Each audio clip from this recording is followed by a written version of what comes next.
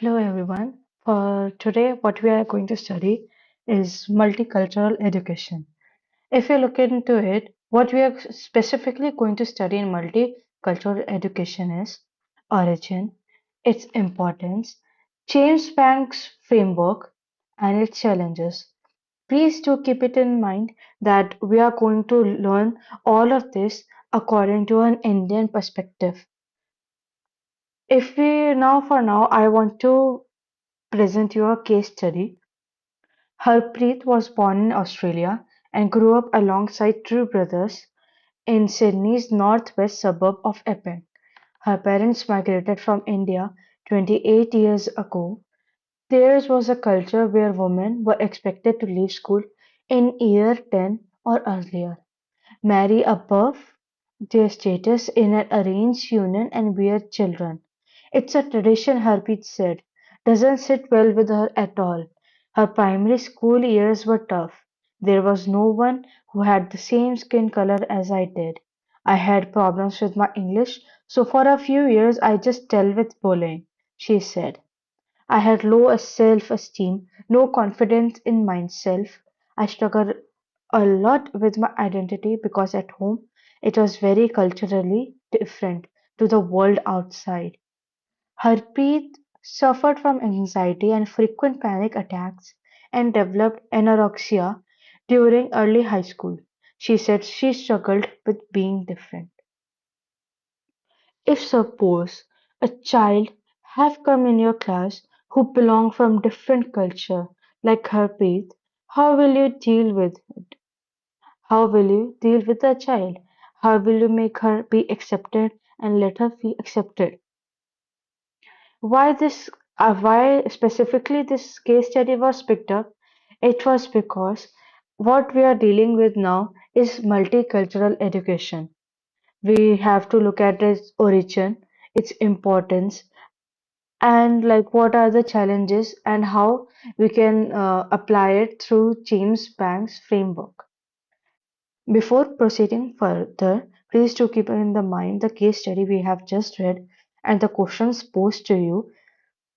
Before learning anything else, we need to look at the origin of multicultural education. Why? So that we can understand why it is important and what are the challenges that will be there in overcoming multicultural education. We will look at it from three perspectives, that is, global roots, Indian roots, and evolution in education. For global roots, it all started with the civil rights movement in 1950s or to 1960s in United States.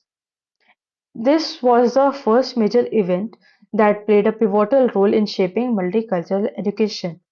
Activists fought against racial segregation, and this era sparked a broader conversation about diversity and equality in education. In post-colonial movements, we'll see that in the aftermath of decolonization, many countries sought to redefine their national identities. Multicultural education became a means to acknowledge and celebrate the diverse cultural backgrounds within these newly independent nations. And the last one is that UNESCO's Declaration on Cultural Diversity. This international declaration emphasized the importance of cultural diversity and promoted efforts to incorporate it into educational systems globally. After which we can see the rise of the importance of multicultural education uh, in various countries. If we look at multicultural education in the Indian context, we see that there is a colonial legacy that is pre-independence. The British colonial education system in India was designed to promote a Eurocentric worldview. Post-independence, there was a push to re-evaluate and indigenize the curriculum to reflect the diverse cultures and traditions of the country. As we studied the global roots, we also saw that there was after a period of decolonization. That is what happened in India as well. Like after decolonization, India started to focus on its own cultural diversity and its tradition so that a multicultural education that was suitable for India was born. Now, National Policy on Education, that is 1986 NPE, helped that in growing the multicultural education. Like the Indian government recognized the need for a multicultural approach in education. The policy emphasized the preservation of cultural heritage, promotion of linguistic diversity, and a commitment to equal education opportunities for all. These are the 11 salient features of the national policy in education. Can you please tell me like which of these salient features aided in the growth of multicultural education of India? Now, in 2001, there was a movement launched that was Sarva Shiksha Abhiyan. This program aimed at universalizing elementary education in India as part of its objectives. It emphasized the need for inclusive and culturally sensitive education. Sarva Shiksha Abhiyan is education for all. These are some of the salient features of Sarva Shiksha Abhiyan as at what it aimed to do. But the question here is, why is this Abhiyan being studied under the movements important for multicultural education? Please do keep that in the mind. Now, evolution of multiculturalism in education. Now, in education, there was cultural relevance and inclusivity. Multicultural education evolved from a focus on merely acknowledging diversity to actively incorporating culturally relevant content in curricula. This shift aimed at making education more meaningful and relatable to students from different cultural backgrounds. I want you to think right now, like what could be the examples of including culturally relevant content in curricula in your schools or in your institutions, wherever you are teaching or wherever you are studying. Now, pedagogical approaches, like over time, educators developed various pedagogical strategies and structures to foster multicultural understanding, such as multicultural literature, inclusive teaching methods, and cross-cultural exchanges. I want to present some examples of multicultural literature. There is Lon Popo by Ed Young, Esperanza Rising by Pam Morose Ryan.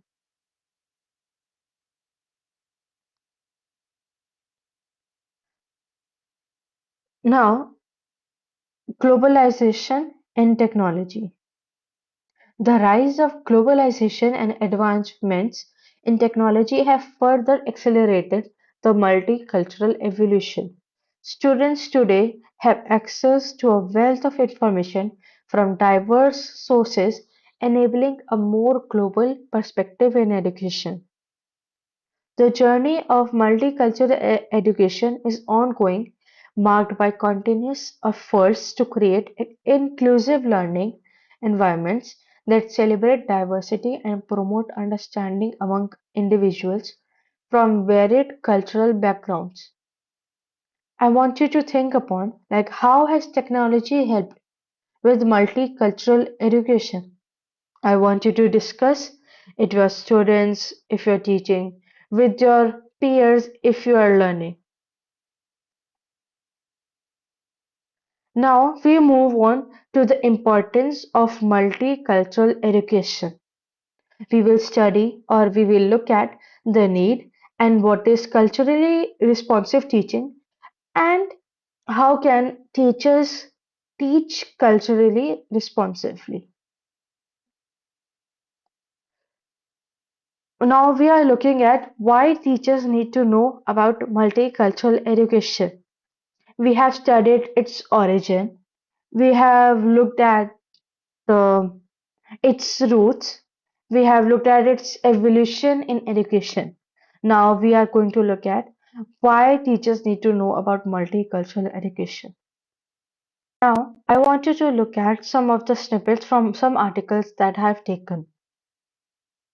I want you to pause the video for a minute and read them carefully.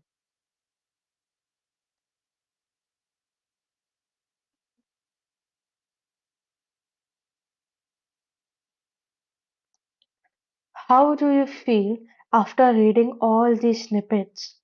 Now, what do you think are the benefits of having multicultural education? I want you to think deeply upon these questions. We will be now looking at the benefits of multicultural education. These are for the students. Like, for it will lead to cultural competence. What do I mean by that is exposure to diverse perspectives and cultures fosters cultural competence, helping students navigate an increasingly interconnected world.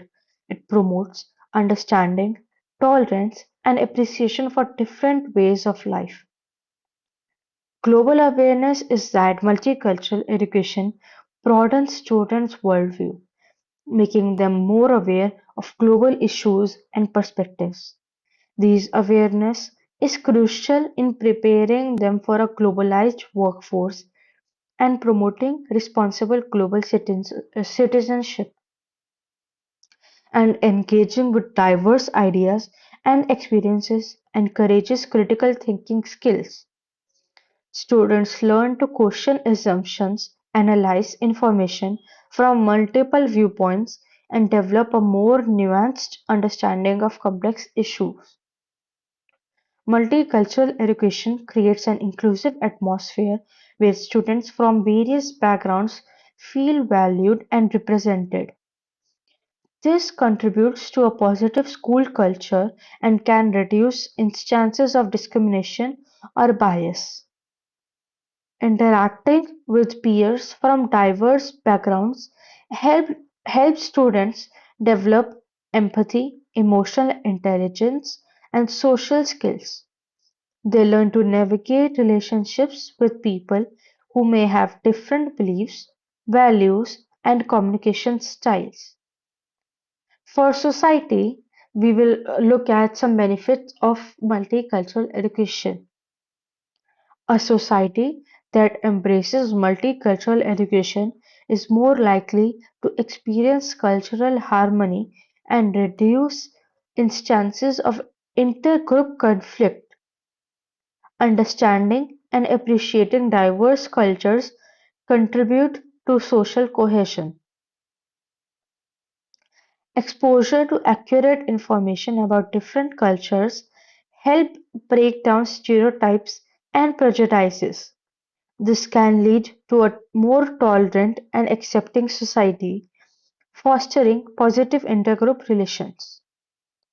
Multicultural education prepares students for a diverse workforce. Employees with cross-cultural competence are better equipped to collaborate with colleagues, clients, and partners from different backgrounds, contributing to innovation and productivity. Informed and culturally aware citizens are more likely to engage in civic activities. Multicultural education nurtures a sense of responsibility towards the broader community and encourages active participation in civic life. This is a research about multicultural education. What is it and does it have any benefits? I will post this link in the description box. Now, moving on to the next part is how can we address diversity in classroom? We can make inclusive curriculum, we can use diverse teaching methods, we can have cultural awareness training, and we can have more representation. Now, what do I mean by inclusive curriculum? is that develop and implement a curriculum that reflects the diversity of the student population, including literature, history, and cultural examples from various backgrounds to make the content more relatable. By diverse teaching methods, I meant utilize a variety of teaching methods that cater to different learning styles and cultural preferences. This ensures that students with diverse backgrounds have equal opportunities to succeed. By cultural awareness training, what I meant was providing teachers with training in cultural competence. This includes understanding their own biases, promoting inclusivity, and creating a classroom environment that respects and values diversity. What do I mean by representation is ensuring that teaching materials, including textbooks and visual aids, represent a variety of cultures, ethnicities, and perspectives. This helps students see themselves reflected in the learning materials and promotes a sense of belonging. Can you suggest some ways by which we can enhance cultural competence among teachers? Now we will look at enhancing cultural competence among teachers. You can suggest some ways while I have, from my point of view, suggested some ways by which we can enhance cultural competence among teachers. There is professional development, self-reflection, cultural exchange programs, and collaboration and networking. For professional development, offer ongoing professional development opportunities for teachers to enhance their cultural competence. This can include workshops, seminars, and training programs focused on understanding diverse cultures and incorporating inclusive practices. Self-reflection encourages a teacher to engage in self-reflection, to recognize their own biases, assumptions, and this self-awareness is crucial for fostering an inclusive classroom environment. Cultural exchange programs facilitate cultural exchange programs for teachers, allowing them to experience different cultures firsthand. This not only enhances their cultural competence but also provides valuable insight that can be integrated into their teaching practices. Now, for the last point, it's that encourage collaboration and networking among teachers from diverse backgrounds. This provides a platform for sharing best practices, discussing challenges, and learning from each other experiences. By prioritizing multicultural education, both students and society at large stand to gain significant benefits, fostering a more inclusive understanding and harmonious environment. Now, we will look at culturally responsive teaching. In culturally responsive teaching, like how we can do culturally responsive teaching. We can have student-centered approach, we can recognize cultural diversity, we can make an inclusive curriculum and build relationships. Like how we will do that is for student-centered approach focuses on understanding and meeting the unique cultural and learning needs of each teacher, each student. And recognizing cultural diversity is acknowledgement and celebrating the diverse cultural backgrounds of students in the classroom. Inclusive curriculum is adapting curriculum materials and teaching methods to reflect the cultural experiences and perspectives of the students, and establishing a positive relationship with students considering their cultural backgrounds and experiences. Promoting engagement, empowering student voice, and increasing motivation. What it means is engaging students by making learning materials and activities culturally relevant and meaningful, encouraging students to share their cultural experiences, fostering a sense of identity and belonging. And culturally responsive teaching can boost students' motivation to learn as they see the value of education in their lives. Supporting social and emotional learning, improving learning outcomes, addressing the social and emotional needs of students, helping create a positive classroom climate, and research suggests that culturally responsive teaching can lead to improved academic performances and a deeper understanding of subject matter. We will now move on to the third part of our lesson, that is James Banks' framework for multicultural curriculum, its introduction and applying the framework. Now we will move on to what is James Banks' framework. Some might know, some might not know. So here is a short introduction of what is James Banks' framework. James Banks is a renowned educator and scholar and developed a comprehensive framework for multicultural education that consists of four main dimensions. These four main dimensions are knowledge construction process, content integration, prejudice reduction, and equity pedagogy. By what I meant by a knowledge construction process was that this dimension emphasizes the examination and critique of knowledge from diverse cultural perspectives. It encourages students to understand that knowledge is influenced by cultural context. For example, in a literature class, students could analyze how different cultures interpret and construct meaning in text, discussing how cultural backgrounds shape interpretations can enhance critical thinking skills. Content integration.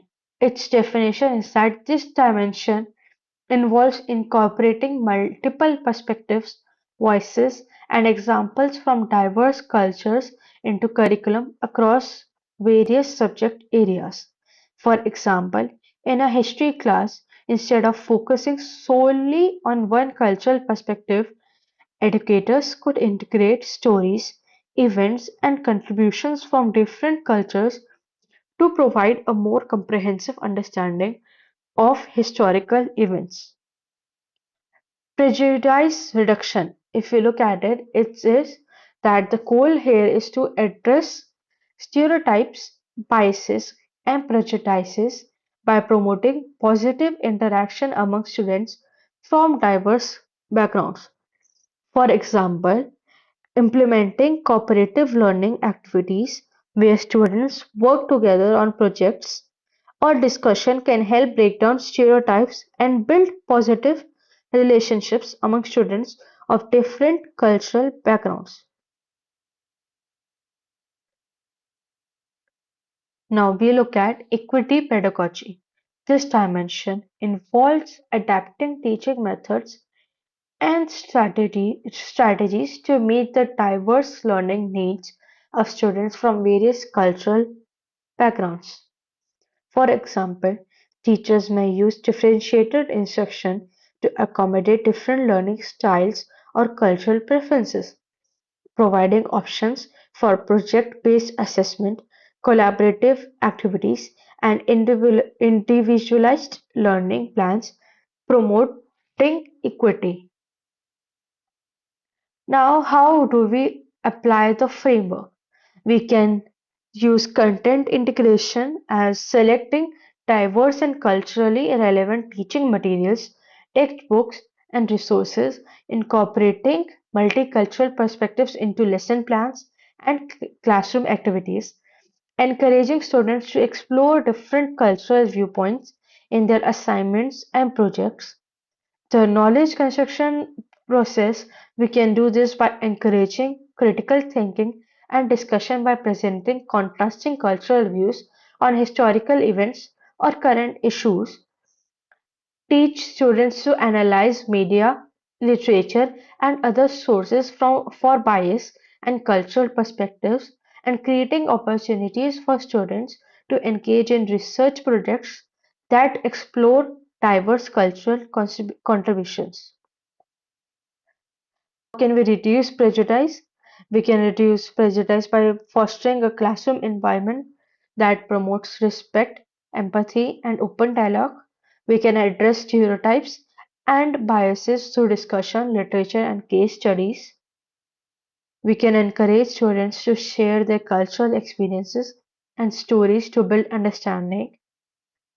How we can use equity pedagogy is that differentiate instruction to accommodate diverse learning styles and abilities, provide additional support or resources for students who may face barriers to learning, use culturally relevant teaching strategies such as storytelling or culturally responsive classroom management techniques. Now I want you to think and generate ideas on your own how to effectively implement the framework in diverse education settings.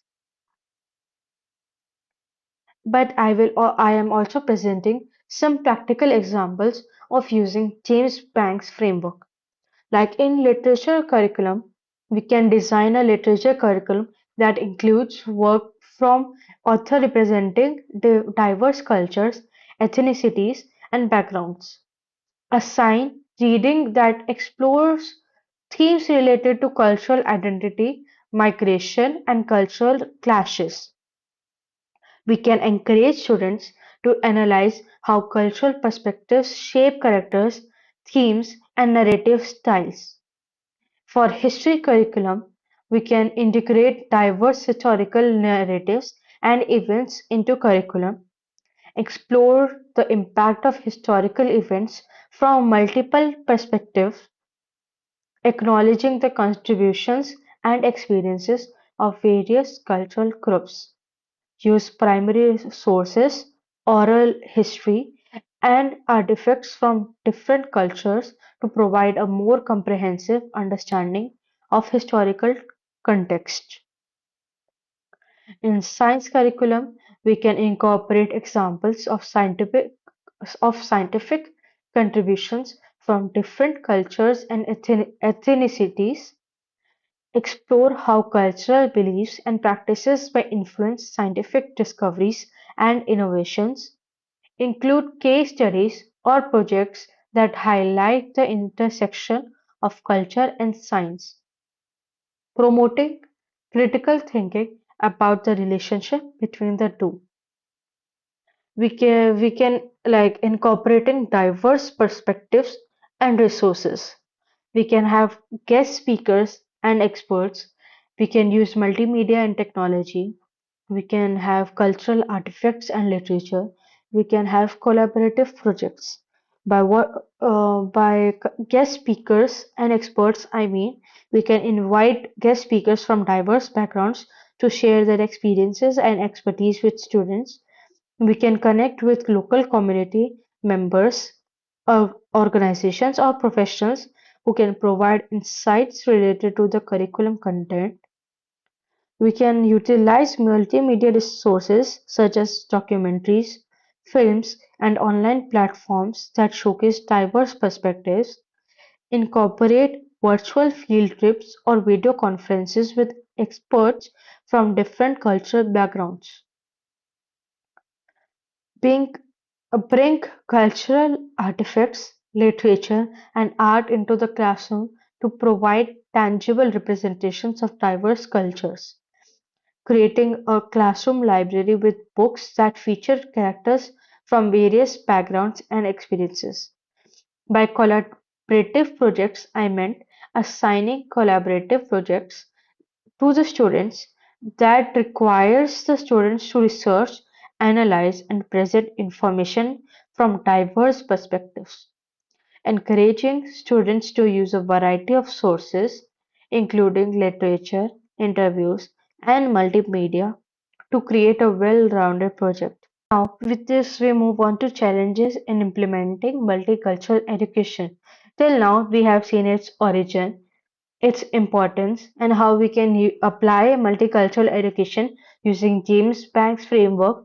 Now we will see the challenges in implementing multicultural education, the common challenges, the strategies to overcome these challenges, and strategies to promote inclusivity in education. I want you to think upon it like what can be the common challenges while implementing multicultural education. We have seen like its importance, and we have seen how we can apply it through James Banks framework. I want you to think upon it through those points like how what or what can be the common challenges while implementing multicultural education. Now, India's vast diversity in terms of languages, religions, and traditions can make it challenging to represent all cultures adequately in the curriculum. We can overcome it by incorporating local and regional cultures and histories into the curriculum to make it more relevant and engage in open communication with the stakeholders. Which are the stakeholders? That is the student, the parents, and the society, and providing educational resources and sharing the long-term benefits of multicultural education. We can organize community events to showcase the positive impact on the students. The next challenge is stereotypes and prejudices. Existing stereotypes and prejudices in society can be deeply ingrained and may affect the classroom environment. We can overcome it by open dialogue, encourage open and respectful discussions about stereotypes and biases, providing a safe space for students to share their experiences. We can have multicultural literature, that is, integrating literature and stories from diverse backgrounds to challenge stereotypes and promote empathy. Our next challenge is the lack of training of teachers. That is, many teachers may have not received training in multicultural education strategies. We can overcome this by providing professional development opportunities focused on cultural competence and multicultural education. Foster a supportive environment for educators to share experiences and best practices. Our next challenge is resource constraints. Limited access to diverse teaching materials and resources can hinder the implementation of multicultural education. We can overcome these by collaborating with colleagues to share resources, leverage online platforms for diverse content, and advocate for increased fundings to support the acquisition of multicultural materials. Our next challenge is standardized testing. Emphasis on standardized testing may encourage a narrow curriculum that neglects multicultural content. We can overcome it by a balanced assessment, that is, advocating for a balanced approach to assessment that values not only standardized testing but also project based and experiential learning. We can collaborate with education policymakers and advocate for a more holistic assessment approach. Now, our next challenge is curricular constraints. Rigidity in curricular requirements and standardized testing may limit the flexibility to integrate multicultural content. We can overcome this by advocating for curriculum adaptations that allow for the inclusion of diverse perspectives, align multicultural education with existing learning objectives to demonstrate its relevance. How do you think we can promote inclusivity? I want you to think upon it and suggest some ways or think of some ways we can promote inclusivity in classroom. We can promote inclusivity in classroom by having professional development of teachers, community engagement, inclusive policies and practices, and student involvement, providing ongoing professional development for teachers to enhance their understanding of multicultural education and cultural competence, include training on addressing biases, creating inclusive classrooms, and adapting teaching methods to meet diverse learning needs. We can foster open communication with parents, community members, and administrators, organize workshops, seminars, or informational sessions to educate stakeholders about the benefits of multicultural education. We can involve the community in decision-making process related to curriculum development and implementation. Inclusive policies and practices: we can implement policies that promote inclusivity and diversity within the school environment, establish inclusive hiring practices, and ensure representation of diverse perspectives in decision-making bodies. We can involve students in the process of shaping the learning environment, seek their inputs on topics, resources, and teaching methods that resonate with their diverse backgrounds. We can create student-led initiatives, clubs, or projects that celebrate and explore different cultures. These are some examples of successful implementation of multicultural education. These will be posted in the description box. Now we are at the end of our module.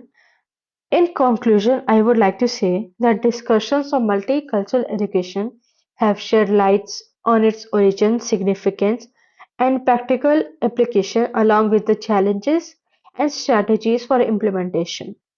Multicultural education, rooted in historical movements advocating for inclusivity and diversity, holds immense importance in contemporary society and education. James Banks' frameworks, its four dimensions, provide a comprehensive framework for incorporating diverse perspectives and fostering inclusivity in the classroom. However, as with any education approach, there are challenges to overcome when implementing multicultural education. Common obstacles include the diverse cultural landscape of India, stereotypes and prejudices, the need for teacher training, resource constraints, and the influence of standardized texting. These challenges can hinder the full realization of multicultural education's potential.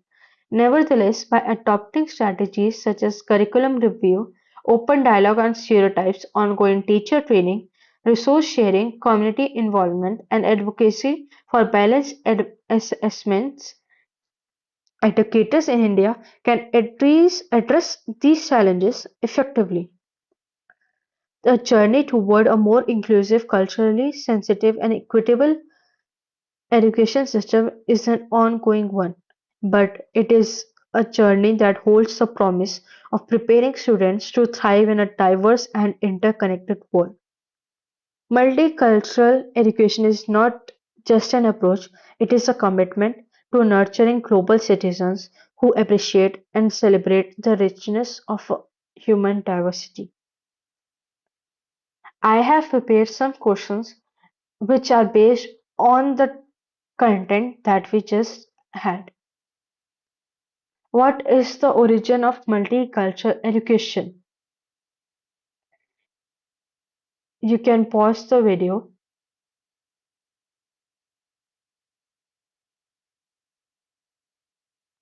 Why is multicultural education important for teachers?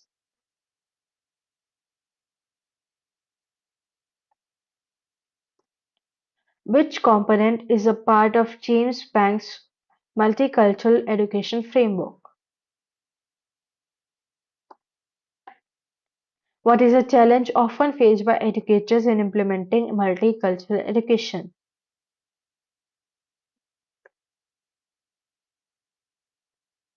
How can teachers enhance cultural competence?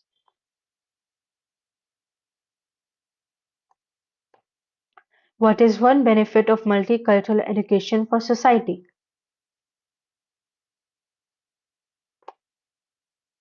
In multicultural education, what does the term content integration refer to?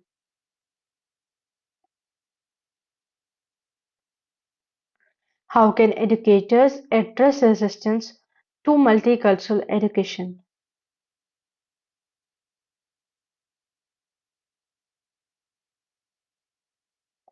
In multicultural education, what does the term cultural blockage refer to?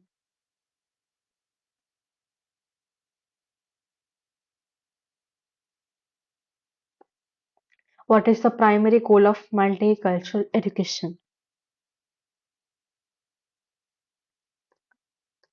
With this, we end our multicultural education.